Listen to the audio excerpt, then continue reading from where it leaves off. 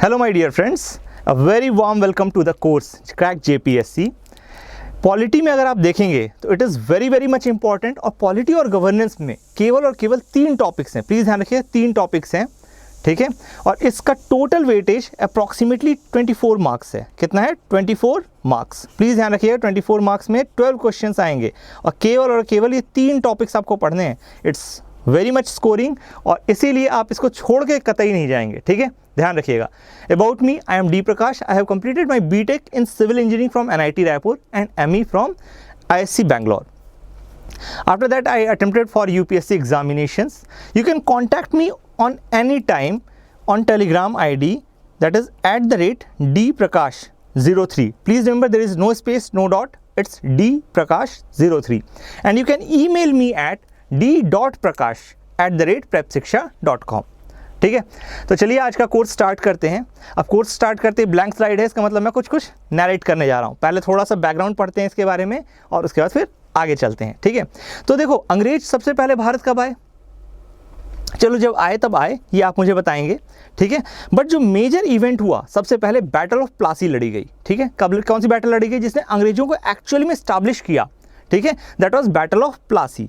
Battle of Plassey में नवाब सिराजुद्दौला थे, जिनको धोखा दिया उन्हीं के सिपाही सालार जो थे, ठीक है, उन्होंने, और वो हार गए, ठीक है।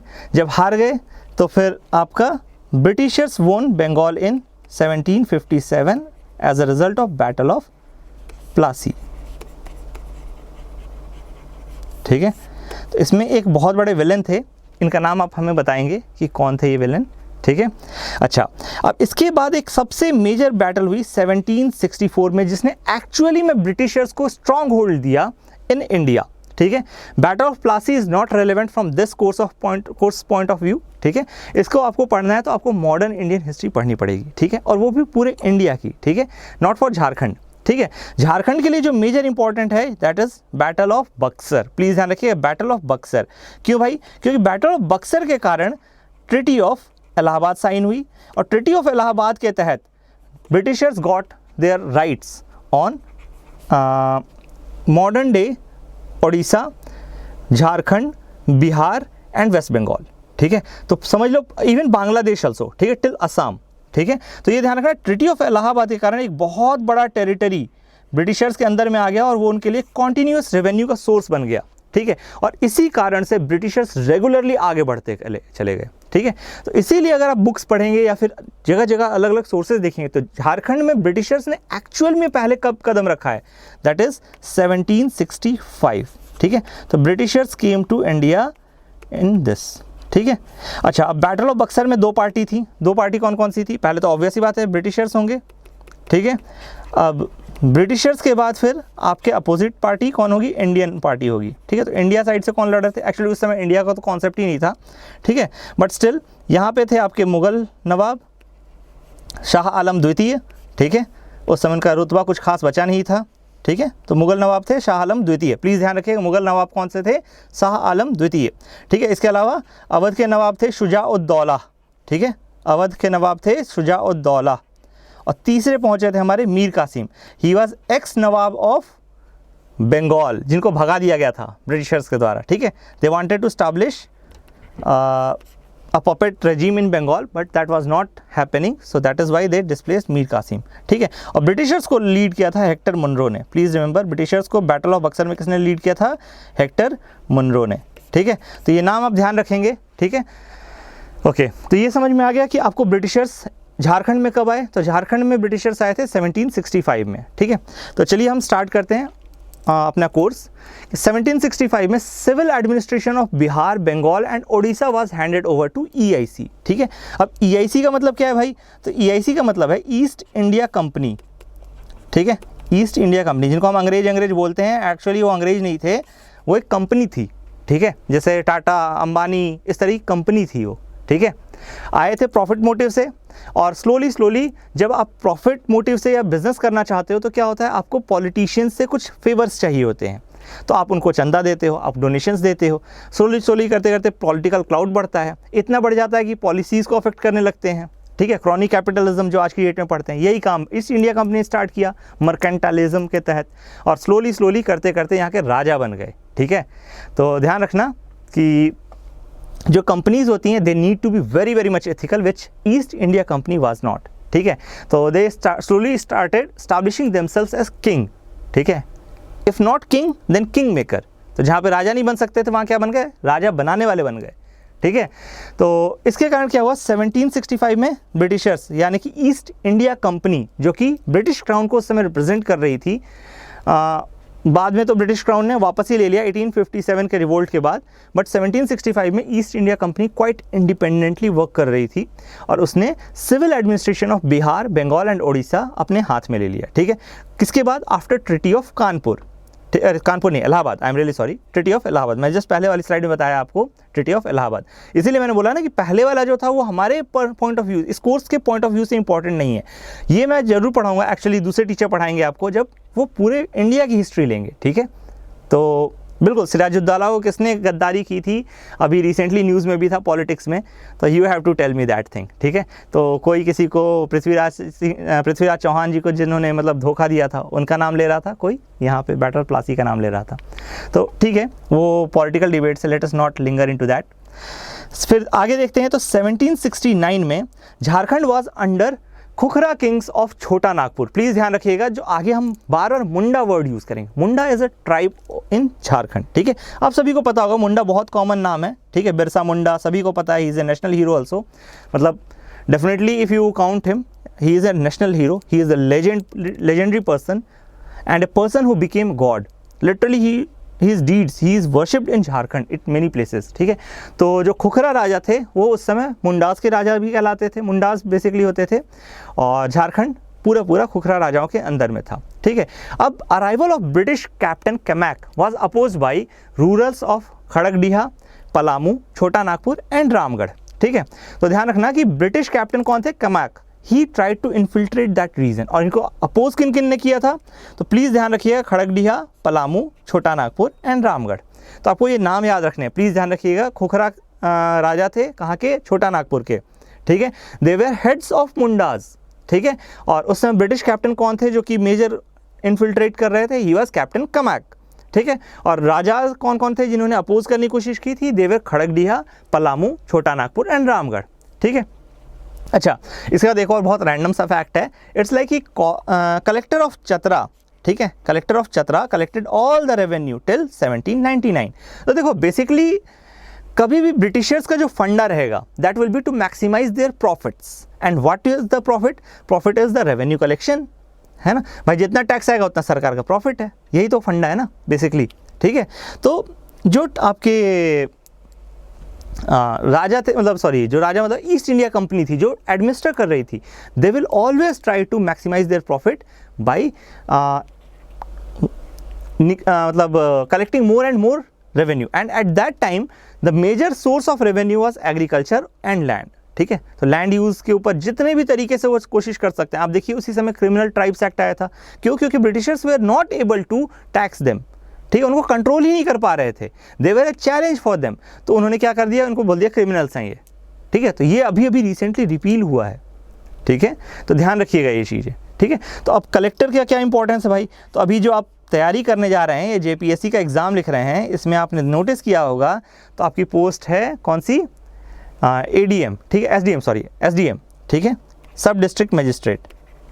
तो what is SDM, SDM is just junior than ADM and DM. ठीक है, और इनका काम ही कलेक्टर वाला होता था उस जमाने में। ठीक है, later on they proliferated more towards administrative work rather than just collection, tax collection. ठीक है, तो प्लीज़ इसका ध्यान रखिएगा, कलेक्टर वर्ड बार बार आएगा। ठीक है, और उसके बाद इसी को वर्ड को डिस्ट्रिक्ट कमिश्नर से हम रिप्लेस कर देंगे। ठीक है, अच्छा, अब ये चीज़ आपको समझ में आ गई कि कलेक्टर ऑफ चतरा को राइट मिल गए कि भाई आप रेवेन्यू की जिम्मेदारी दे दी गई, भाई आपको जिम्मेदारी दी जाती है कि आप 1799 तक सारे के सारे रेवेन्यू कलेक्ट करेंगे। ठीक है, अच्छा, अब आता है हमारा 1799 तक भी क्यों, तो वो मैं बताऊंगा। परमानेंट सेटलमेंट आया था एक्चुअली 1798 में, तो इसीलिए वहाँ तक उन्होंने कलेक्ट किया, उसके बाद फिर सिस्टम्स बदल गए। ठीक है। अच्छा, अब इसके बाद आता है 1787। 1787 में क्या क्या हुआ, तो Maharaja of Chota Nagpur consented to auction any part of his territory in case of non payment of revenue. तो प्लीज़ ध्यान रखिएगा, ब्रिटिशर्स ने किसी को नहीं छोड़ा था, ठीक है। तो यहाँ राजा थे, राजा बेचारे कमज़ोर पड़ गए भाई, 4 राजाओं ने मिलकर के इनके खिलाफ लड़ाई करने की कोशिश की, दे वे डिफीटेड, ठीक है। तो अब ब्रिटिशर्स कुछ ना कुछ तो उनसे लेंगे ही लेंगे, है ना। तो एट द एंड इन्होंने क्या एक मतलब दोनों के बीच में निगोशिएशंस चले और दोनों एक कॉमन ग्राउंड पे आए। ब्रिटिशर्स ने कहा कि we won't interfere into your day to day और traditional way of administration, you can do whatever way you are doing your administration, but pay us revenue on time. If you won't be able to pay revenue on time, what we will do? We will auction your territory, ठीक है, to extract as much as possible, ठीक है। तो इसमें अगर आपको मालूम होगा तो एक सनसेट क्लॉज है जो कि बहुत इंपॉर्टेंट और एक डिसकंटेंट का बहुत बड़ा कारण था। सनसेट क्लॉज क्या कहता था कि जिस दिन भी ड्यू डेट है उसके सनसेट तक अगर आपने टैक्स पे नहीं किया है तो आपकी ज़मीन ऑक्शन की जा सकती है, depending on the whims and fancies of the governing officers, ठीक है। तो sunset clause was very much notorious and brutal you can say, because इसके कारण लैंडलॉर्डिज्म बहुत बढ़ा, ठीक है, क्योंकि लोगों की ज़मीन बिकने लग गई, ठीक है। और इससे अंग्रेजों को भी बाद में घाटा हुआ। They too realise that this is wrong policy, we never wanted to auction the lands, we wanted maximum profits which is not happening. भाई प्रॉफिट कब होगा, जब एग्रीकल्चर बेटर होगा, तब तो जाके ज़्यादा किसान आपको रेवेन्यू भी देंगे, है ना। जब एग्रीकल्चर ही पुअर होना चालू हो जाएगा क्योंकि ज़्यादा सारा प्रॉफिट तो लैंडलॉर्ड लेके चला जा रहा है, तो एग्रीकल्चर मॉडर्नाइज नहीं होगा तो रेवेन्यू भी घटेगा एट द एंड। तो इस कारण से ये भी ब्रिटिशर्स को बाद में रियलाइज़ हुआ, ठीक है। But still they were very adamant and arrogant kind of person, you can से क्रेजी पर्सन्स, ठीक है। चलो अब देखो 1765 से 1789 तक, ठीक है। तो company attempted to establish its own tax regime. तो ध्यान रखना 1765 से 1789 तक कंपनी ने टैक्स रेजिम अपना खुद का स्टैब्लिश करने की कोशिश की। इसमें 3 लेयर्स इन्होंने बनाई थी, ध्यान रखना 3 लेयर्स, ठीक है। तो 3 लेयर्स में जो पहली लेयर थी, as you can see over here, it was Indian agents, ठीक है, इंडियन एजेंट्स थे। और इनका जो हेडक्वार्टर कहाँ रखा गया था, it was in Murshidabad. Murshidabad कहाँ पे है, बांग्लादेश में है, ठीक है। ध्यान रखना Murshidabad is in present day Bangladesh, ठीक है। तो मैंने पहले ही बताया था कि जब बैटल ऑफ बक्सर हुआ है तो Allahabad, treaty of Allahabad sign हुई है, और उस समय का वहाँ पे जो एट दैट टाइम वहाँ पे आपके ओडिशा, वेस्ट बंगाल एंड बिहार, बिहार में मतलब ज्वाइंट बिहार था उस समय, ठीक है। And Odisha was also relative bigger and Bengal भी ज्वाइंट बंगाल था। It was not Bangladesh and West Bengal, because this is the British legacy to India that they divided such beautiful united territories on irrational basis based on religion and culture, ठीक है। जो भी कह लो, मतलब कि ज़बरदस्ती उन्होंने, कल्चर भी नहीं था एक्चुअली, कल्चरली तो अब बंगाली कल्चर क्वाइट डिफरेंट, ठीक है। तो पूरे बंगाल में और एक तरह का कल्चर है, ठीक है, but still based on religion for their divide and rule policy, as per their divide and rule policy they did that thing, ठीक है। तो चलो टैक्स रेजिम में पहला स्टेज कौन सा हो गया, आपको ध्यान रखना है। पहला स्टेज है इंडियन एजेंट्स, ठीक है। पहला स्टेज क्या है, इंडियन एजेंट्स, जिनका हेड ऑफिस कहाँ पे है, मुर्शिदाबाद में, ठीक है। जो दूसरा स्टेज है जो इंडियन एजेंट्स को सुपरवाइज करेंगे, दैट इज आमील। क्या नाम है, आमील, ध्यान रखना, AMEEL, ठीक है। तो ये क्या करते थे, ये डिस्ट्रिक्ट वाइज वॉच रखते थे, ध्यान रखना, ये डिस्ट्रिक्ट वाइज वॉच रखते थे। अब भाई आमील के ऊपर भी कोई ना कोई तो बैठा ही होगा, डेफिनेटली बैठा होगा। तो आमील के ऊपर बैठते थे हमारे कलेक्टर साहब, ठीक है। कलेक्टर साहब बैठेंगे और कलेक्टर साहब किसको रिपोर्ट करेंगे, he will report to board of revenue in Calcutta, ठीक है। तो बेसिकली ये 3 टियर सिस्टम हो गया। अब कलेक्टर साहब को बोर्ड ऑफ रेवेन्यू को रिपोर्ट करना है, तो ये तो ऑब्वियस ही बात है, हर एक का कोई ना कोई माई बाप होता ही है सरकारी सिस्टम में, ठीक है। तो ध्यान रखना ये चीज़। चलो अब आगे चलें। तो देखो अब हो क्या रहा था कि जो एडमिनिस्ट्रेटिव सिस्टम है वो चेंज हो रहा था, ठीक है। एडमिनिस्ट्रेटिव सिस्टम चेंज हो रहा था, ठीक है। तो परमानेंट सिस्टम, परमानेंट सेटलमेंट जो है ये एक आया आपके, ये कौन लेके आए थे, लॉर्ड कॉर्नवालिस लेके आए थे। कौन लेके आए थे, लॉर्ड कॉर्नवालिस, ठीक है। इसमें क्या करते थे हम लोग, इसमें 10 साल के लिए आपका लैंड रेवेन्यू फिक्स कर दिया जाता था। 10 साल के लिए आपका लैंड रेवेन्यू फिक्स कर दिया जाता था, ठीक है, कि आपका सो एंड सो रेट पे आपको 10 साल के लिए इतना ही टैक्स देना है। इसको ऑब्वियस ही बात है कि इसमें लॉसेस होने लग गए गवर्नमेंट को। क्या लॉसेस होने लग गए भाई, 10 साल तक चाहे अच्छा एग्रीकल्चर हो चाहे बुरा एग्रीकल्चर हो, आप कभी भी टैक्स नहीं बढ़ा सकते हो, ठीक है। तो टैक्स बढ़ने के सवाल ही नहीं उठता, तो अंग्रेजों को लॉस था, ठीक है। अब लोगों को कैसे लॉस हो रहा था, इवन अंग्रेजों को भी लॉस हो रहा था कि फार्मर्स का मान लो इस साल सूखा पड़ गया, बट टैक्स तो हमने 10 साल के लिए फिक्स कर दिया, अब क्या करें, अब तो कुछ किया ही नहीं जा सकता है, तो किसानों को राहत कैसे देंगे हम, ठीक है। तो इस कारण से भी अगर आप देखेंगे तो भी ब्रिटिशर्स मतलब किसान जो असंतुष्ट थे, ठीक है, because if your employees if you are मतलब bread winners are dissatisfied then you can not presume that your income will continuously grow और कीप रनिंग, ठीक है।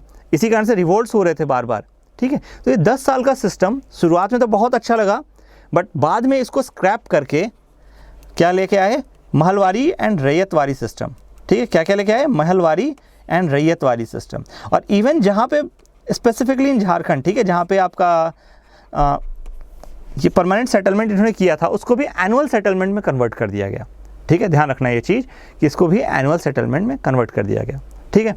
अच्छा, अब इसके बाद एक और इन्होंने एक्ट पास किया ताकि ट्रेडिशनल जो आपके कहते हैं राजा थे उनका ये इंश्योर किया जा सके कि वो एक सेपरेट पेडेस्टल पे हैं, ठीक है। तो इसके लिए हम बोलते हैं लास्ट रेजोल्यूशन ऑफ 18 सितंबर 1789, ठीक है। तो यहाँ नागपुर का मतलब वो नागपुर महाराष्ट्र वाला नहीं है, प्लीज़ ध्यान रखना, इट इज़ छोटा नागपुर, ठीक है, छोटा नागपुर प्लेट्यूज, ठीक है, विच आर इन झारखंड, ठीक है। तो बिल्कुल ध्यान रखना कि छोटा नागपुर, ठीक है, छोटा नागपुर से रेफर करता है। तो last resolution of 18 September 1789 refer to ruler of Nagpur as present footing, ठीक है, उनको अलग से स्टेटस दिया गया है, ठीक है। और इससे क्या समझ में आता है कि भाई ये जमींदार से अलग थे, प्लीज़ ध्यान रखिएगा, ये जमींदार से अलग थे, ठीक है। For these very reasons regulations were not extended to Chota Nagpur, ठीक है। और इसीलिए आप बाद में पढ़ेंगे कि छोटा नागपुर टीनेंसी एक्ट पास किया गया। इवन उसके पहले भी कई जगह पे ये कोशिश करेंगे कि ट्राइबल राइट्स को थोड़ी सी तवज्जो दी जाए, but still that will never be sufficient, ठीक है, कभी भी वो सफिशिएंट नहीं रहेगा, ठीक है। चलो, अब इसके बाद क्या होता है भाई, देखो, तो 4 जून 1809 में थाना सिस्टम इंट्रोड्यूस किया गया। क्या किया गया, थाना सिस्टम इंट्रोड्यूस किया गया, ठीक है। तो थाना सिस्टम के अंदर क्या हुआ कि जो मजिस्ट्रेट ऑफ रामगढ़ थे he was made in charge of थाना सिस्टम, ठीक है। डिस्ट्रिक्ट शेरघाटी में बनाया गया और एक कलेक्ट्रेट सेटअप किया गया चतरा में, ठीक है। तो ध्यान रखना कि शेरघाटी में आपका एक डिस्ट्रिक्ट सेटअप किया गया और एक चतरा में कलेक्ट्रेट सेटअप कर दिया गया। और ये पूरा किसके अंदर था, it was under the control of magistrate of Ramgarh. तो प्लीज़ ध्यान रखिएगा थाना सिस्टम से रिलेटेड ये फैक्ट्स। थाना सिस्टम कब आया था, 1809 में आया था। It was under control of magistrate of Ramgarh और under this a district in Sherghati was set up, ठीक है, and there was a collectorate set up in Chatra, ठीक है। चतरा मतलब कलेक्ट्रेट एक फॉर्मली सेटअप किया गया। इसके पहले जो थे आपने पढ़ चुके हैं चतरा में कि क्या कहते हैं उनको, कलेक्शन, रेवेन्यू कलेक्शन का राइट दिया गया था, ठीक है। तो अच्छा, अब इसके बाद फिर क्या हुआ कि भाई जब इतने सारे चीज़ें हो ही रही हैं तो एक काम करते हैं, इसको एक थोड़ा और ऑफिशियल मोड में लेके जाते हैं। उन्होंने क्या किया, पूरे रीजन को south west frontier agency declare कर दिया। क्या डिक्लेयर कर दिया, south west frontier agency declare करके उसके कंट्रोल में दे दिया, ठीक है। अच्छा, अब इसी दौरान में इनको जस्टिस डिलीवरी की भी जरूरत पड़ी कि भाई परमानेंट सेटलमेंट आ चुका था और उसके तहत बहुत सारे केसेस हो रहे थे, बहुत सारे लोगों को डिस्प्लेस किया गया, बहुत सारे लोगों की ज़मीनें ऑक्शन कर दी गई, प्लस SC ST इनकी भी ज़मीनें बिक रही थी। तो they too wanted feeling grieved by the system, ठीक है। तो इसीलिए जस्टिस डिलीवरी भी इन्होंने एक सेटअप करना स्टार्ट किया, ठीक है। तो ब्रिटिशर्स की एक बहुत बड़ी लीगेसी रही है कि they started systematically studying Indian system, Indian laws, ठीक है। घेंटूज लॉ भी बोला करते थे इन लोग, ठीक है। तो अगर आप पढ़ेंगे जो मॉडर्न हिस्ट्री है उसमें आपको पता चलेगा कि घेंटूज लॉ भी बोला करते थे, ठीक है। तो ध्यान रखना कि जस्टिस डिलीवरी जो है ये through civil, criminal and revenue court ensure की गई, ठीक है। अच्छा, अब इसका मेन एम क्या होगा, तो इसमें मुझे नहीं लगता कि दोबारा रिपीट करने की जरूरत है। Main aim will always be to ensure collection of land revenue, क्योंकि भाई उनका प्रॉफिट मोटिव था, they wanted maximum profit and that profit was coming only and only from land revenue, not only I must say because there was trading as well, EIC का trading aspect भी था, ठीक है। But political aspect की अगर बात करें, एक गवर्नेंस फंक्शन की बात करें, तो वहाँ पे land revenue was one of the major sources of taxes, ठीक है। अच्छा, अब इसमें क्या होता है कि ध्यान रखना कि ये जो कोर्ट्स थे ये भी बाद में डिसकंटेंट का कारण बन गए, क्यों, क्योंकि ऑफन ये कोर्ट जो होते थे रेगुलेशन एक्ट ऑफ 1793 का हवाला देते हुए जमींदार, जागीरदार और रैयत की जमीन को ऑक्शन करवा देते थे, ठीक है। तो it was very much auction friendly you can से, and that is why the revolt happened, ठीक है, कि जी भाई ऑक्शन करना है तो करना है, ठीक है, आपने जब टाइम पे पे नहीं किया, इट्स लाइक कि आई विल पनिश यू, ठीक है।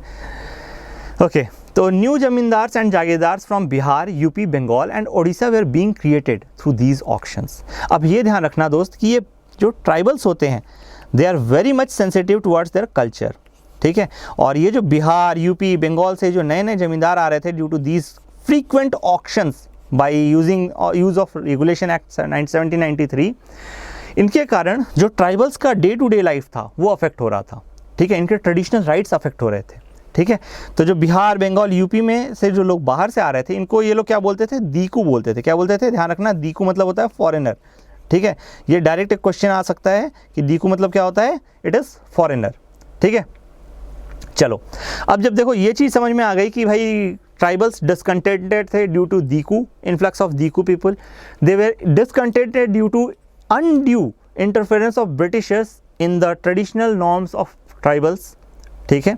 और ज़मीन भी ऑक्शन करवा रहे थे, तो ऑब्वियस ही बात है zamindar and everyone will become against them. तो रेबेलियन होना बहुत नॉर्मल बात है, and there were an number of rebellions, out of which the one of the major which is worth reading or worth quoting in this context is Kol Rebellion. It was done by Rayats in 1831 to 32. Please ध्यान रखिएगा, Kol Rebellion by Rayats dated 1831 to 32, ठीक है।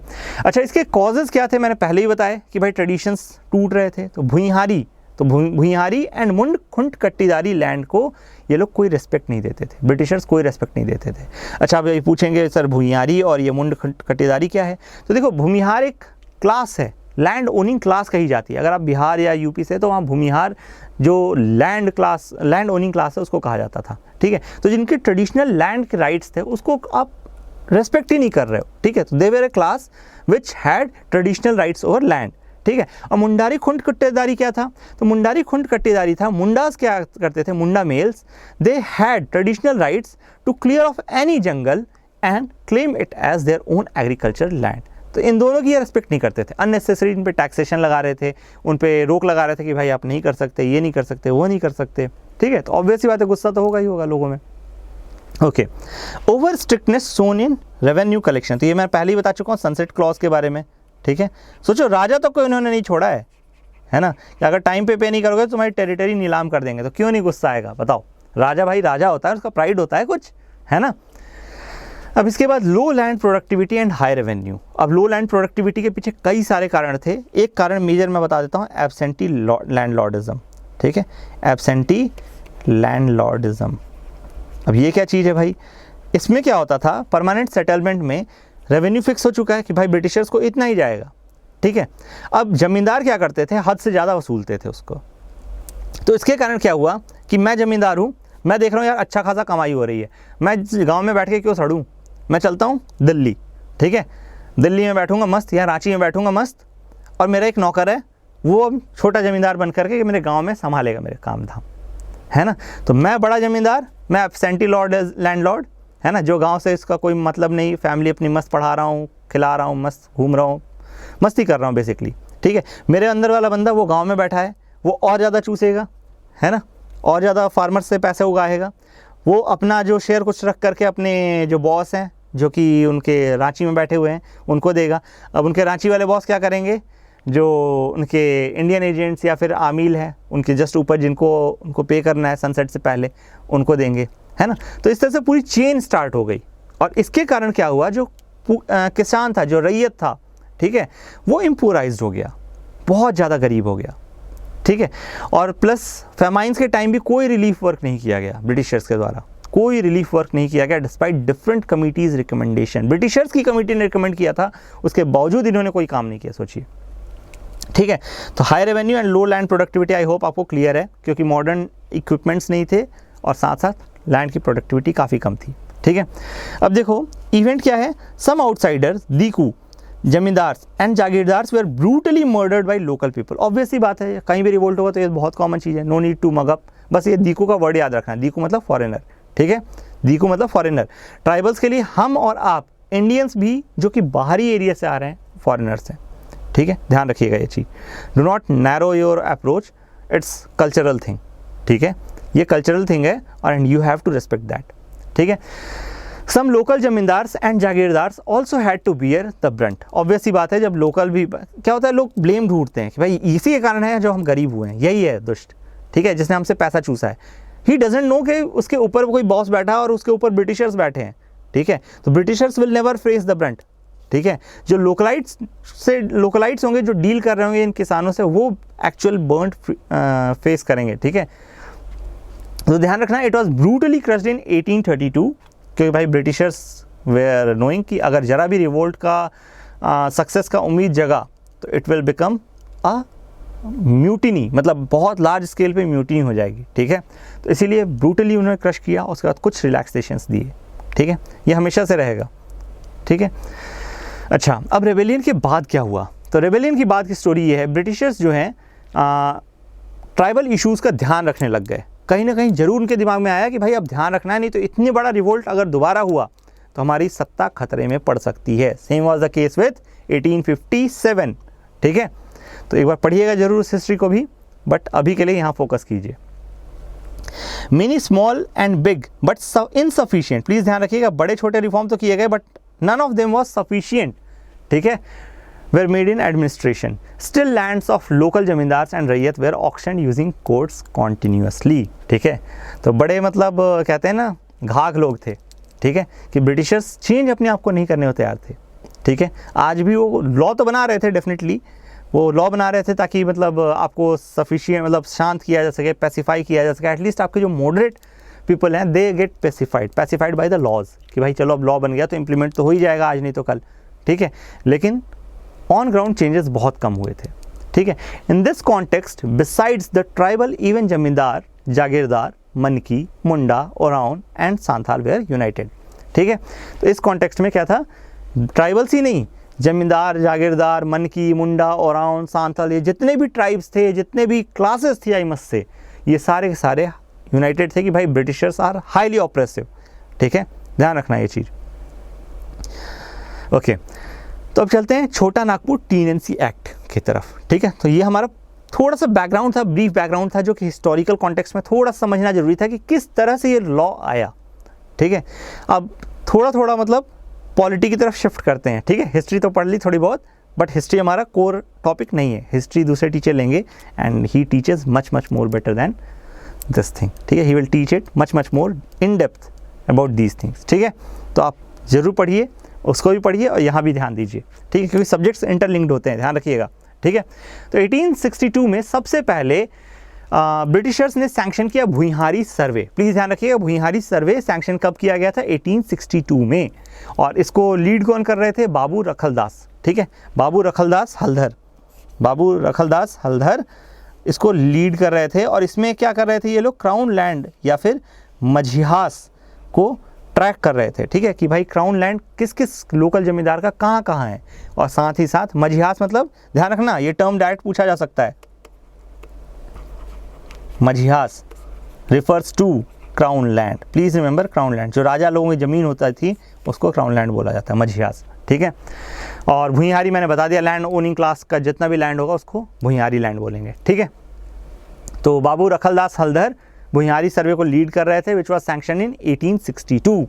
और ये सर्वे 1862 से 1869 तक चला, ठीक है। अब ये पहला इफेक्टिव स्टेप था गवर्नमेंट का, जिसके तहत उन्होंने शेड्यूल्ड ट्राइब्स की लैंड को प्रॉपरली कैटेगराइज किया और उसके बाद उसके प्रोटेक्शन के लिए कुछ स्टेप्स उठाए, ठीक है। अब छोटा नागपुर टेनेंसी एक्ट में जब प्रोविजंस में पढ़ाना चालू करूँगा तब आपको ये रियलाइज़ होगा कि वहाँ पे हर जगह ये लिखा हुआ है, जो एसटी है वो अपनी ज़मीन एसटी को ही बेच सकता है, जो एससी है वो अपनी ज़मीन एससी को ही बेच सकता है, और जो एक ओबीसी है वो अपनी ज़मीन एक ओबीसी को ही बेच सकता है। बैकवर्ड क्लासेस है, ओबीसी नहीं कहना चाहिए, बैकवर्ड क्लासेस जो है वो बैकवर्ड क्लासेस को ही बेच सकता है, ठीक है। तो ट्रेडिशनल राइट्स का कहीं ना कहीं थोड़ा थोड़ा सम्मान होने लग गया था अब। अच्छा, इसके बाद फिर एक और ध्यान रखना जिसमें आपको कंफ्यूज कर सकता है क्वेश्चन पेपर, वो था 1879 में छोटा Nagpur land and tenants procedure act पास हुआ था। ये ध्यान रखना, दिस इज़ नॉट CTA, छोटा नागपुर टीनेंसी एक्ट नहीं है ये, ठीक है। ये एक पहले का प्रीकर्सर है उसका, जिसको हम बोलते हैं छोटा Nagpur lands and tenants procedures act, ठीक है, 1879 में पास हुआ था। फिर इसके बाद आया 1885 में बंगाल टीनेंसी एक्ट 1885, ठीक है। और इसके बाद हम बढ़ते हैं आगे 1902 से 03 में स्टार्ट कैसे हुआ, इसका इवोल्यूशन कहाँ से हुआ, ठीक है। तो ध्यान दीजिएगा 1902 से 03 के बीच में ब्रिटिशर्स ने एक विलेज वॉर सर्वे करवाया, ठीक है। थोड़ी देर पहले हम देख ही चुके हैं ऑलरेडी कि हमारे पास कैसे चल रहा था ये काम, कि बंगाल टीनेंसी एक्ट आया, उसके पहले छोटा Nagpur land and tenancy act आया। तो इस तरह से मतलब आप देखिए कोल रेबेलियन के पास से थोड़े थोड़े रिफॉर्म्स आने चालू हुए थे, ठीक है। इवन भूमिहारी सर्वे भी चल रहा था। 1902 से 1903 के बीच में विलेज वार जो सर्वे हुआ उसमें दो मेजर कंपोनेंट्स थे, ठीक है। दो मेजर कंपोनेंट्स थे, पहला था खातियाँ और दूसरा था खेवट। खातियाँ को आप कैसे याद रखेंगे, ध्यान दीजिए यहाँ पे विलेज वार सर्वे में दो तरह के सर्वे थे, ठीक है, ध्यान रखिएगा, दो तरह के सर्वे थे, ठीक है।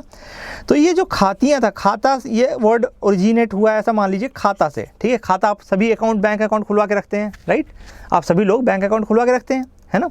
तो जब बैंक अकाउंट खुलवाते हैं तो ये बताइए क्या सबका होता है, क्या कम्युनिटी का होता है क्या पूरा, नहीं ना, यूजुअली पर्सनल होता है और कुछ केसेस में ज्वाइंट अकाउंट अपन खुलवा सकते हैं, ठीक है। तो बस वैसा ही समझिए खातियाँ भी था, ठीक है। खातियाँ में बेसिकली क्या होता था, सारे लैंडलॉर्ड्स का नाम लिखा रहता था, जितने भी लैंडलॉर्ड किसी एक एरिया में हैं और उनकी जितनी भी प्रॉपर्टी है उन सबको इनलिस्ट कर दिया जाता था। तो एक तरीके से ये कैसा सर्वे हुआ, दिस इज अ प्राइवेट सर्वे, ठीक है। कैसा सर्वे, प्राइवेट प्रॉपर्टी का सर्वे है, ठीक है, प्राइवेट लैंड्स का सर्वे है। प्लीज़ ध्यान रखिएगा ये कैसा सर्वे हो गया, प्राइवेट लैंड का सर्वे, ठीक है, प्राइवेट लैंड सर्वे, ग्रेट। अच्छा, जब ये चीज़ आपको समझ में आ गया, खातियाँ से खाता, खाता से लैंडलॉर्ड, ठीक है, लैंडलॉर्ड का खाता पूरा मेंटेन करना है, ठीक है। अच्छा, अब एक चीज़ और ध्यान रखिएगा कि ये पास्ट 100 ईयर्स के एक्सपीरियंस पे आया था, तो भाई ऐसा तो नहीं होगा रातों रात स्टार्ट कर देंगे। तो इसको खातियाँ सर्वे के दौरान में इन्होंने क्या निकाला था, एक मौजा नाम से सर्वे निकाला था। क्या निकाला था, मौजा नाम से सर्वे निकाला था। उसमें ये लोग कुछ खास नहीं करते थे एक्सेप्ट फॉर कि जो लैंड था उसको डिवाइड करते थे और उसके ओनर्स की डिटेल नोट करते जाते थे, ठीक है, मौजा में। तो मौजा फॉर्म द बेसिस ऑफ खातियाँ। मौजा के बेसिस पे जमाबंदी भी इन्होंने स्टार्ट की, ठीक है। जमाबंदी के वर्ड केम लैटर ऑन, ठीक है। जमाबंदी वर्ड जो है वो बाद में यूज़ होना शुरू हुआ और जमाबंदी का मतलब होता था जो लैंडलॉर्ड्स की जो ज़मीनें हैं उसको जमाबंदी कहते थे, उसके रिकॉर्ड्स को जमाबंदी कहते थे, ठीक है। और जमाबंदी लैंड की तरह ही इन्होंने क्या बनाया, टेन्योर्स खातियाँ, टेन्योर्स खातियाँ। प्लीज़ ध्यान रखिएगा ये जो खातियाँ वर्ड है कुछ बुक्स में गलत दिया हुआ है, that has been written as khafia, T के बदले उन्होंने एफ कर दिया है, ठीक है। तो प्लीज़ इस चीज़ का जरूर ध्यान रखिएगा कि टेन्योर्स खातियाँ, टेन्योर्स खातियाँ मतलब कि भाई कौन से ज़मीन पे कौन सा टेनेंट क्या काम कर रहा है, ठीक है। तो उनका खाता वही खाता मेंटेन कर रहे हैं, ठीक है। तो खातियाँ आई होप आपको क्लियर है, प्राइवेट लैंड सर्वे से रिलेटेड है, जो उससे रिलेटेड किस पे बेस्ड है, मौजा पे बेस्ड है। मौजा से ही जामबंदी भी लिंक्ड है, मौजा से ही टेन्योर्स खातियाँ भी लिंक्ड है। आई होप ये बिल्कुल क्लियर है आपको, ठीक है। इसके बाद आता है आपका खेवट सर्वे। कौन सा, खेवट। खेवट मतलब क्या हो सकता है, आप देखो खेवट हम लोग बोलते हैं नाव खेते हैं, ठीक है। तो बेसिकली आप मतलब देखिए कि खेवट जो है उससे वो था कम्युनिटी लैंड, ठीक है। एक नाव पे बहुत सारे लोग सवार हो सकते हैं, तो बस ऐसा ही समझ लीजिए कि एक बड़ा सा लैंड चंक है, ठीक है। उसमें आपकी भी कुछ हिस्सेदारी है, कुछ मेरी हिस्सेदारी है, कुछ तीसरे बंदे की भी, आपके दोस्त की भी हिस्सेदारी है और कुछ मेरे दोस्त की भी हिस्सेदारी है। तो ये जो खेवट है, खेवट सर्वे में हम क्या करेंगे, इस पूरे लैंड में कौन कौन ओनर है और उनका क्या क्या प्रोपोर्शन है वो चीज़ें नोट कर देंगे। समझ आई बात, कि जैसे सपोज कीजिए 100 किलोमीटर स्क्वायर का पूरा ज़मीन है, तो उसमें पहला जो चंक है वो मेरे नाम पे है, इसमें 20% लैंड मैं ओन करता हूँ, 10% लैंड आप ओन करते हैं, आपके मित्र हो सकता है 40% लैंड ओन करते हो, बाकी बचा हुआ कोई थर्ड पर्सन ओन करता हो, ठीक है, फोर्थ पर्सन आई मीन। तो ये जो कहलाएगा ये खेवट कहलाएगा। तो एक तरीके से कम्युनिटी लैंड सर्वे है। कैसा सर्वे है, कम्युनिटी लैंड सर्वे है। प्लीज़ ध्यान रखिए कम्युनिटी लैंड को सर्वे करवाते थे, ठीक है। तो ये याद रखने के तरीके हैं, इट शुडेंट बी लाइक कि मतलब आप इसको ऑफिशियल माने, ठीक है। याद रखने का तरीका है, जैसे नाव खेते हैं अपन, ठीक है, खेवट, ठीक है। खेवट का मतलब बेसिकली क्या है, community land survey, it's not related to now और एनीथिंग एल्स, ठीक है। बट याद रखने के हिसाब से आप ये रखेंगे, ठीक है। और खातियाँ भी खाता से रिलेटेड है, खाता से रिलेटेड एक्चुअली नहीं है, इट्स प्राइवेट लैंड सर्वे, ठीक है। जो आपकी पर्सनल लैंड्स होती थी उसका सर्वे वो हम खातियाँ कहते थे, बट उसको मैं लिंक करवा रहा हूँ खाता से ताकि आपके दिमाग में वो चीज़ें याद रहें, ठीक है, गुड। अब चलिए आगे चलते हैं 1903 में। 1903 में आपका छोटा नागपुर टीनेंसी एक्ट का ड्राफ्ट रेडी हो गया था। क्या हो गया था, ड्राफ्ट रेडी हो गया था। प्लीज़ ध्यान रखिएगा छोटा नागपुर टीनेंसी एक्ट का ड्राफ्ट कब रेडी हो गया था, 1903 में। अगर आपसे ये पूछेगी कब इफेक्ट में आया था, तब आप क्या जवाब देंगे, 1908 में। कोई स्पेसिफिक डेट पूछे तो आप बताएंगे 11 नवंबर 1908। तो पीएससी जहां भी जितने भी होते हैं आपके स्पेसिफिक डेट पूछने के लिए जाने जाते हैं, तो प्लीज़ आप इस डेट को मिस नहीं कर सकते। दिस इज 11 नवंबर 1908, ठीक है। अच्छा, अब एक चीज़ ध्यान रखिएगा, this act was enacted after sanction from governor general. तो ये तो ऑब्वियस सी बात है, जब तक गवर्नर जनरल सैंक्शन नहीं देंगे तब तक ब्रिटिश गवर्नमेंट में कुछ भी काम नहीं होता था ईआईसी के दौरान में, ठीक है। लेकिन किस एक्ट के तहत या किस सेक्शन के तहत इसको सैंक्शन मिला था, तो that is also important. It was sanctioned under section 5 of Indian councils act 1892। Please इसका ध्यान रखिएगा, section 5 of Indian councils act 1892। तो ये एक्ट था जिसके कारण जो हमारे गवर्नर जनरल थे उस समय के ब्रिटिश इंडिया के, वो एम्पावर्ड थे इसको सैंक्शन करने के लिए, ठीक है। तो ये भी पूछा जा सकता है आपसे, ठीक है। और जो दो क्वेश्चन और जो बहुत मेजर क्वेश्चन हैं जिससे पूछे जा सकते हैं, पहली चीज़ कि इस एक्ट का, सीटीए का ड्राफ्ट किसने रेडी किया था, ब्लूप्रिंट किसने रेडी किया था, तो ये पर्सन है जॉन एच हॉफमैन। प्लीज़ ध्यान रखिए, यहाँ स्क्रीन पे देखिए John H Hoffman, John H Hoffman. Okay, तो जब ये जॉन एच हॉफमैन की बात हो गई तो इसमें कितने चैप्टर्स हैं और कितने सेक्शंस हैं? इसमें 19 चैप्टर्स हैं और 271 sections. Again a very much probable question from the prelims point of view, ठीक है। तो ये जरूर ध्यान रखिएगा कि छोटा नागपुर टीएनसी एक्ट में क्या क्या है। चलिए अब आगे बढ़ते हैं, चलो आगे चलते हैं, अब ज़्यादा बातें करते हैं बजाय। चैप्टर 1 जो है दैट इज़ ऑलवेज ऑफन, मतलब अगर आप बोलेंगे तो अक्सर यही रहता है, टाइटल्स, एक्सटेंट एंड डेफिनेशन। भाई टाइटल्स मतलब कि इसका टाइटल क्या है, एक्सटेंट मतलब कहाँ कहाँ लागू होगा या कहाँ कहाँ नहीं लागू होगा, और डेफिनेशन मतलब उसमें कुछ कुछ डेफिनेशंस बता देंगे पहले ही कि भाई आप पढ़ोगे तो समझ में तो आए आपको।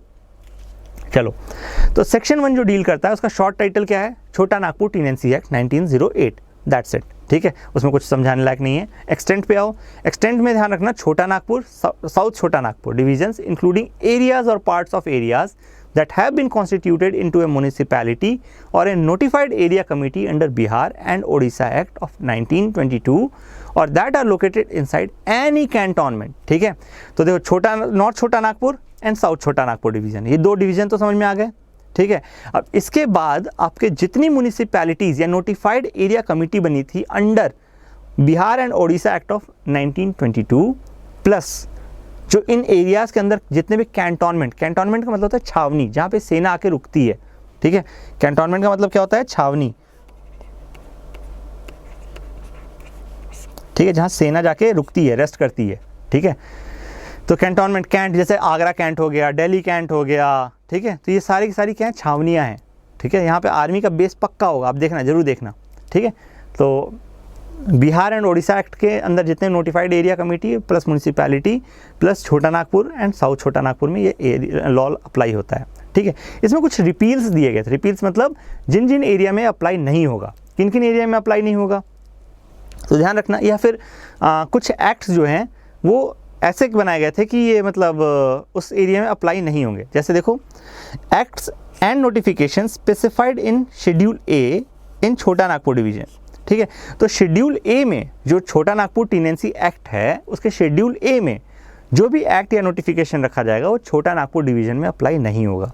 तो छोटा नागपुर डिवीजन में अप्लाई नहीं होगा तो कहाँ अप्लाई होगा भाई, ये बाकी भी तो पार्ट है, municipality and notified area committee under Bihar and Odisha act and cantonment area, ठीक है। तो इन एरियाज में अप्लाई होगा, ठीक है। शेड्यूल ए में रखने का मतलब क्या है कि वो नागपुर में अप्लाई ही नहीं होगा, छोटा नागपुर एरिया में अप्लाई ही नहीं होगा, ठीक है। Act specified in schedule B are hereby repealed in the district of Dhanbad and Patamda, Ichagarh, Chandil police stations in the district of Singhbhum, ठीक है। तो ध्यान रखना, शेड्यूल बी में जो भी हम एक्ट स्पेसिफाई करेंगे वो कहाँ कहाँ अप्लाई नहीं होगा, धनबाद में, पतमदा में, इचगढ़ में और इसके अलावा चंडिल पुलिस स्टेशन के एरिया में जो कि सिंहभूम डिस्ट्रिक्ट में पड़ता है, इन एरियाज़ में अप्लाई नहीं होगा, ठीक है। ध्यान रखना ये चीज़ है, ठीक है। इस पर डायरेक्ट क्वेश्चंस आ सकते हैं, प्लीज़ ध्यान रखिएगा। JPSC is always more focused upon the one liner questions. तो हो सकता है पूछ ले भाई शेड्यूल बी में के एक्ट्स किन किन एरियाज़ में अप्लाई नहीं होते हैं, उनमें ये सब दे देगा, उसमें कोई एक ऑप्शन बाहर से उठा के डाल देगा, ठीक है। जैसे रामगढ़ डाल दिया इसी में, ठीक है। तो रामगढ़ में अप्लाई तो होगा ही होगा, है ना। शेड्यूल बी के कहाँ कहाँ रिपील हुए हैं, धनबाद में रिपील हुए हैं, पतमदा में रिपील हुए हैं, इचगढ़ एंड चंडिल में रिपील हुए हैं, है ना।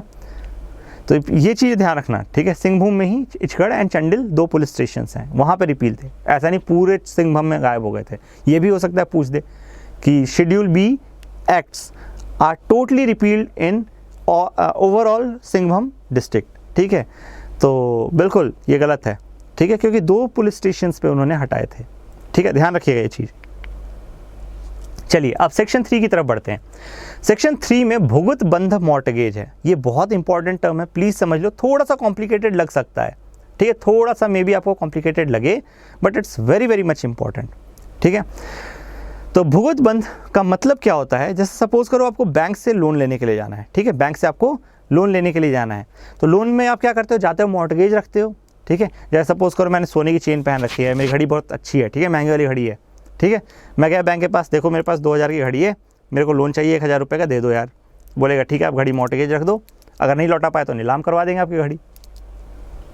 तो एक चीज़ ये बताओ कि बैंक उसका कोई कॉमर्शियल या फ्रूटफुल यूज़ कर रहा है क्या मेरी घड़ी का? नहीं कर रहा ना।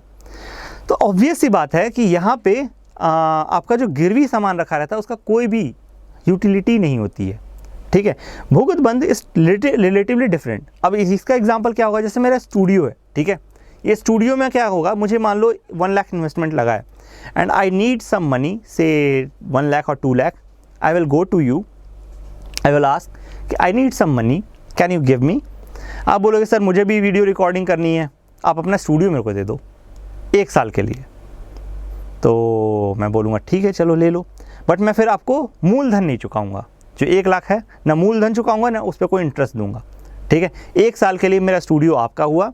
अब इससे आप चाहे 1 लाख बनाओ, चाहे 2 लाख बनाओ, चाहे 30 लाख बनाओ, उससे मेरे को कोई मतलब नहीं है, ठीक है। आपके पास 1 साल के लिए मेरा स्टूडियो रहेगा, आप उसका फ्रूटफुल यूज़ करेंगे, उससे प्रॉफिट अर्न करेंगे, और मुझे अभी अर्जेंटली 1 लाख रुपए की ज़रूरत थी वो मेरे पास रहेगा, एंड इट्स जो भी प्रिंसिपल प्लस इंटरेस्ट है वो आपके 1 साल के इस यूजेज में ख़त्म हो जाएगा, ठीक है। तो ये जरूर ध्यान रखना कि भुगत बंध जो मॉर्टगेज था इसमें आपका लैंड के साथ ये किया जाता था, ठीक है। मुझे पैसा चाहिए है ना, मेरे पास ज़्यादा ज़मीन पड़ी है या फिर मेरे पास ज़मीन पड़ी है, I will go to the landlord, local landlord, कि साहब ज़मीन चाहिए, मतलब ज़मीन पड़ी है, आप इस पर उगाओ, खाओ, पियो और इससे प्रॉफिट कमाओ, बस मुझे 1 लाख रुपए दे दो 1 साल के लिए, है ना। तो 1 साल के लिए ज़मीन उसकी, 1 लाख रुपए आपके 1 साल के लिए, फिर उसके बाद आप अपने मस्त 1 लाख रुपए अपनी जेब में, ठीक है। एक तरह से रेंट समझ लो, बट स्टिल यहाँ पे थोड़े से डिफरेंट चीज़ें हैं, क्योंकि हम हर चीज़ को एक दूसरे से रिलेट नहीं कर सकते, ठीक है। तो ध्यान रखो, a transfer of interest of tenant in his tenancy for the purpose of securing the payment of money advanced as loan, ठीक है। तो मीनिंग वही है basically, with condition that the loan along with all interest thereon shall be deemed to be extinguished by the profits arising from the tenancy during the period of mortgage। तो भाई जो भी tenancy है उसमें से जो भी profit होगा that will extinguish all the loan plus interest, ठीक है। तो ये ध्यान रखना। अब holding is very simple. Holding का मतलब होता है कि भाई जो ज़मीन मेरे पास है, ठीक है। तो रैयत मतलब जो होता है किसान होता है, रैयत पहले मैं बोल चुका हूँ फार्मर। रैयत वारी सिस्टम मतलब in which they will deal directly with the farmers, ठीक है। तो a parcel or parcels of land held by a रैयत, that is will be called holding, ठीक है। चलो अब आगे देखो तो डिफिनीशंस में आपका कोर कार्ड है। कोर कार्ड मतलब क्या होता है, एक तरह की लैंड होती है, क्या होती है, एक तरह की लैंड होती है जिसको लोकली किन किन नामों से जाना जाता है, बबवाला, खंडावत, जल शासन और अरियत। ध्यान रखना क्या क्या नाम है इसके, बबवाला, खंडावत, जल शासन और अरियत। अब इसका जो क्या कहते हैं कॉन्सेप्ट क्या है बेसिकली, तो ध्यान रखना, it has been levelled for the purpose of cultivation of rice which previously was jungle, waste और uncultivated and which has been prepared for cultivation by a cultivator other than landlord, ठीक है। तो landlord ने नहीं prepare किया है, ठीक है, किसी कल्टिवेटर ने वहाँ जा करके उस जंगल को साफ़ किया है, अनकल्टिवेटेड लैंड को साफ़ किया है, उसको कल्टिवेबल बनाया है, ठीक है। और कल्टीवेशन में भी कौन सा कल्टीवेशन, राइस का, ठीक है, क्योंकि झारखंडी जो लोग हैं वो चावल बहुत ज़्यादा खाते हैं, ठीक है। तो चावल एक बहुत महत्वपूर्ण भूमिका उनकी ज़िंदगी में प्ले करता है। इसके बाद आता है लैंडलॉर्ड, ठीक है, a person immediately under home a टीनेंट holds and includes the government, ठीक है। तो लैंडलॉर्ड कौन है, एक पर्सन जिसके अंदर टीनेंट अपनी ज़मीन होल्ड करता है, ठीक है। अब ध्यान रखना कि जो ब्रिटिशर्स थे दे वर सुप्रीम लैंडलॉर्ड। अब भाई सोचो, राजा की ज़मीन जो ऑक्शन करवा सकता है उससे बड़ा लैंडलॉर्ड कौन हुआ, है ना। तो ध्यान रखना कि जो लैंडलॉर्ड की डिफिनीशन है उसमें गवर्नमेंट भी आ जाती थी। Government was the biggest landlord you can से। पूरे देश में जितनी भी ज़मीन थी सारी की सारी किसकी थी, कंपनी की थी, ठीक है। अच्छा, अब देखो मूवेबल प्रॉपर्टी। तो मूवेबल प्रॉपर्टी का मतलब क्या होता है, स्टैंडिंग क्रॉप्स। ऑब्वियस सी बात है, ज़मीन है, ज़मीन को तो ऐसा सिर पे उठा के लेके चले नहीं जाओगे, ठीक है। फसल लगी है सो काटो लेके चल दो, that is movable property, done, ठीक है। अब आता है मुंडारी खुंट कट्टीदारी सिस्टम। तो ये मैंने पहले ही बताया है, ठीक है। तो इसमें क्या होता था, मुंडास जो थे उनके पास ट्रेडिशनल राइट होते थे कि वो जंगलों को जाके क्लीन करके वहाँ पे कल्टीवेशन कर सकते थे। ब्रिटिशर्स ने इस पर टैक्स लगाना चालू किया और that became a big trouble, ठीक है। तो interest of Mundari Khunt कट्टीदार।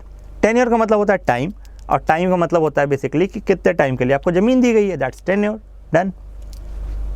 Permanent tenure मतलब जो कि हेरिटेबल हो। हेरिटेबल मतलब आपके पास था तो आपके बेटे को मिलेगा, आपके परपोते को मिलेगा, ठीक है। तो आप पोते को मिलेगा फिर परपोते को मिलेगा, ऑब्वियस ही बात है, ठीक है। तो tenure that is heritable will be called permanent tenure, मतलब जिंदगी भर के लिए आपको ही दे दी गई, भाई ऐश करो आप, ठीक है। फिर प्राइडियल कंडीशन क्या है, प्राइडियल कंडीशन होती है services appurtenant to occupation of lands other than rent, ठीक है। तो रेंट के अलावा जो कुछ भी सर्विसेज उसमें मतलब दी जाएंगी, ठीक है, तो लैंड के ऑक्यूपेशन के बदले में, ठीक है, तो वो क्या कहेंगी, प्राइडियल कंडीशंस कहलाती हैं, ठीक है। रेज्यूमेबल टेन्योर। रेज्यूमेबल टेन्योर का मतलब क्या है, a tenure that is held subject to condition that it shall lapse to the state of grantor after death of raiyat in absence of any male heir. ध्यान रखना यहाँ पे male heir is the key word यहाँ पे, ठीक है। Permanent में basically क्या है कि जिसको भी आप मतलब क्या कहते हैं, आप अपना हेरिटेज दोगे, जिसको भी आप मतलब अपना कहते हैं ना वसीयत लिख के जाओगे, वो लेके जाएगा, ठीक है। यहाँ पे क्या है कि ज़मींदार ने आपको ज़मीन दी है, अगर आपका मेल एयर नहीं हुआ, मतलब आपका बेटा नहीं हुआ, तो आपका जो ज़मीन है वो चला जाएगा, ठीक है। तो अगर बेटा है तो वो कंटिन्यूड रहेगा, अगर बेटा नहीं है तो चला जाएगा। रिज्यूमेबल टेन्योर, तो ध्यान रखना ये क्या दिखाता है, पैट्रियार्की दिखाता है, ठीक है। और पैट्रियार्की को किसने कंसोलिडेट किया, फिर से देखो ब्रिटिशर्स ने ही कंसोलिडेट किया, ठीक है। सोचो दत्तक पुत्र, दत्तक पुत्र मतलब एडॉप्टेड सन को they were not ready to give the status of actual heir, ठीक है। इसी कारण तो झांसी लड़ा, डॉक्ट्रिन ऑफ लैप्स जिसको हम कहते हैं, ठीक है। झांसी, सतारा, ठीक है, और बहुत सारे हुए, नागपुर, ठीक है। Just read about it in history, ठीक है।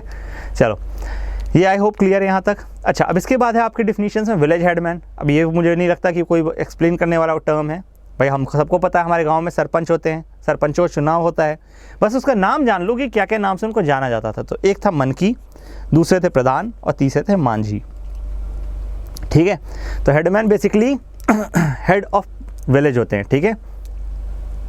Then came permanent settlement which was in 1798, ठीक है। 1798 में लॉर्ड कॉर्नवालिस लेके आए थे। परमानेंट सेटलमेंट का मतलब था 10 साल के लिए आपको सेम और सेम रेंट देना है, दैट्स इट, ठीक है। चैप्टर 1 इसके बाद हमारा खत्म होता है। नेक्स्ट लेक्चर में हम लोग कंटिन्यू रखेंगे चैप्टर 2 के साथ। Till then please keep reading and revising. Thank you and bye bye.